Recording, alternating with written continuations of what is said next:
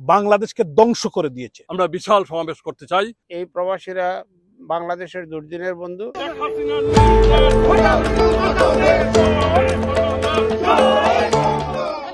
বাংলাদেশ আওয়ামী লীগের মাসব্যাপী প্রোগ্রামের অংশ হিসেবে যুক্তরাজ্য আওয়ামী লীগ তার সকল সহযোগী সংগঠন, শাখা সংগঠন এবং মুক্তিযুদ্ধ ও স্বাধীনতার চেতনায় বিশ্বাসী সংগঠনের সদস্যরা লন্ডনে লিফলেট বিতরণ করেছে। মঙ্গলবার বিকেল 3:30টায় ব্রিকলেন এলাকায় লিফলেট বিতরণ করা হয়। লিফলেট বিতরণে যুক্তরাজ্য আওয়ামী লীগের নেতাকর্মীরা স্বতঃস্ফূর্তভাবে অংশগ্রহণ করেন।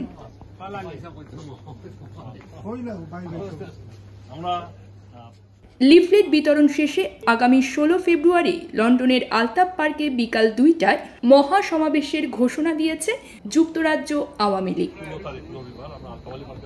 সংগঠনের সাধারণ সম্পাদক সৈয়দ সাজিদুর রহমান ফারুকের পরিচালনায় লিফলেট বিতরণ শেষে সংক্ষিপ্ত সমাবেশে বক্তব্য রাখেন সিলেট জেলা আওয়ামী লীগের সভাপতি, প্রবাসী কল্যাণ প্রতিমন্ত্রী শফিকুর রহমান চৌধুরী, সিলেট সিটি কর্পোরেশনের মেয়র আনোয়ারুজ্জামান চৌধুরী, যুক্তরাজ্য আওয়ামী লীগের সহসভাপতি শাহ আজিজুর রহমান, হরমুজ আলী, যুগ্ম সম্পাদক নঈমুদ্দিন রিয়াজ, মারুফ আহমদ চৌধুরী, সাংগঠনিক সম্পাদক আব্দুল আহাদ চৌধুরী, প্রবাস কল্যাণ বিষয়ক সম্পাদক আনসারুল হক, দপ্তর সম্পাদক শাহ শামীম আহমেদ, শিল্প ও বাণিজ্য সম্পাদক আ.স.ম মিসবাহ, মহিলা বিষয়ক সম্পাদক মেহের নিগার চৌধুরী, লন্ডন মহানগর আওয়ামী লীগের সভাপতি নুরুল হক লালা মিয়া, সাধারণ সম্পাদক আলতাফুর রহমান মুজাহিদ, মহিলা আওয়ামী লীগের সহ সভানেত্রী আঞ্জুমান আরা অঞ্জু, যুক্তরাজ্য যুবলীগের সাধারণ সম্পাদক সেলিম আহমেদ, শ্রমিক লীগের সভাপতি শামীম আহমেদ, সাধারণ সম্পাদক চন্দন মিয়া,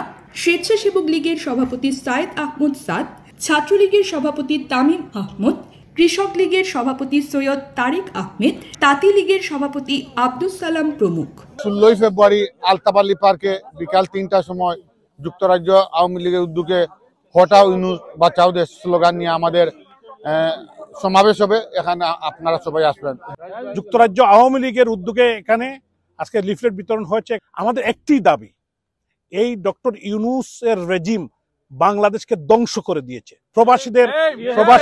প্রবাসীদের বিভিন্ন দাবি দাবা তারা মানছে না, বিশেষ করে রেমিটেন্সের বিষয়ে এবং বিশেষ করে বিমানের ভাড়া তারা বাড়িয়েছে এবং নো ভিসা রিকোয়ার্ডের জন্য ফি বাড়িয়েছে। প্রবাসীদের প্রতি তাদের যে বিমানতাসুলভ আচরণ এবং একজন প্রবাসীকে আপনারা দেখেছেন, 2 জন প্রবাসীকে এয়ারপোর্টে নির্যাতন করেছে এবং বাংলাদেশের ট্যাক্স বাড়িয়েছে। সংসদ না থাকা সত্ত্বেও যা ইচ্ছা তাই করছে এবং দুর্নীতি, স্বজনপ্রীতি, হত্যা, খুন, মানুষ রক্ষায়, দেশ রক্ষায় আমাদের প্রাণপ্রিয় নেত্রী, জাতির পিতার কন্যা রাষ্ট্রনায়ক শেখ হাসিনা যে নির্দেশনা দিয়েছেন, যে কর্মসূচি ঘোষণা করেছেন, দেশে বিদেশে প্রবাসী বাঙালিরা যারা আছেন, আমি সবাইকে আহ্বান জানাবো, আমরা আকুল আহ্বান জানাবো মা বোন থেকে শুরু করে, যে আপনারা সবাই দেশে যোগাযোগ করেন এবং এই খুনি সরকার, ইউনূস সরকারের পতন যত তাড়াতাড়ি সম্ভব আমাদের দেশের জন্য মঙ্গল। ইউনূস সরকারের পদত্যাগের দাবিতে এবং হত্যা, সন্ত্রাস এবং মিথ্যা মামলা প্রত্যাহারের দাবিতে বাংলাদেশ আওয়ামী লীগ মাননীয় প্রধানমন্ত্রীর নির্দেশ, হটাও ইউনূস বাঁচাও দেশ, শেখ হাসিনার নির্দেশ, সেই নির্দেশের আলোকে আমরা যুক্তরাজ্য আওয়ামী লীগের উদ্যোগে আজকে আমরা লিফলেট বিতরণ করেছি পূর্ব লন্ডনের বিভিন্ন এলাকায়। তারই অংশ হিসেবে আমরা এখানে সমবেত হয়েছি। আমরা দাবি জানাই, অবিলম্বে ইউনূস সরকারের পদত্যাগ চাই। আগামী রবিবার 16 ফেব্রুয়ারি রবিবার বিকাল 2টায় আলতাবালি পার্কে আমরা বিশাল সমাবেশ করতে চাই। অবৈধ সাংবাদিক ইউনূস সরকারের পদত্যাগের দাবিতে আপনারা সবাই আসবেন। দীর্ঘদিন এই যুক্তরাজ্যে ছিলাম, যুক্তরাজ্যে আন্দোলন সংগ্রাম করেছি, এখন আবার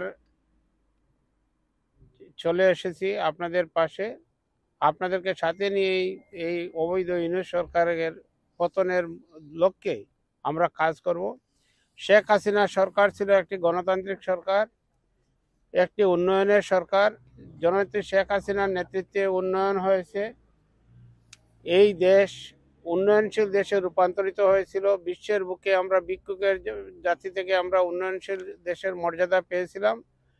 সেই অবস্থা থেকে আজকে আবার পিছনের দিকে ঠেলে দিয়েছে আমাদেরকে, ভিক্ষুকের দেশে রূপান্তরিত করছে। আজকে দেশে উন্নয়ন নাই, কোনো কিছু আইন শৃঙ্খলা নাই, কোনো কিছু নাই। সেই হিসাবে আমি মনে করি যে প্রবাসীদের দাবি দেওয়ার লক্ষ্যে আমরা সবাই ঐক্যবদ্ধ থাকতে হবে। জাতির জনক বঙ্গবন্ধু বলতেন এই প্রবাসীরা বাংলাদেশের দুর্দিনের বন্ধু। বাংলাদেশে এখন দুর্দিন চলছে, এই প্রবাসীদের আমি উদাত্ত আহ্বান জানাবো আমরা দল মত নির্বিশেষে ঐক্যবদ্ধ হয়ে জননেত্রী শেখ হাসিনাকে সসম্মানে আবার বাংলাদেশে প্রধানমন্ত্রী হিসাবে আমরা ফিরিয়ে নিতে চাই। সেই আশা ব্যক্ত করে আপনাদের সার্বিক সহযোগিতা কামনা করে আমি আমার বক্তব্য শেষ করছি। খুদা হাফিজ। জয় বাংলা, জয় বঙ্গবন্ধু।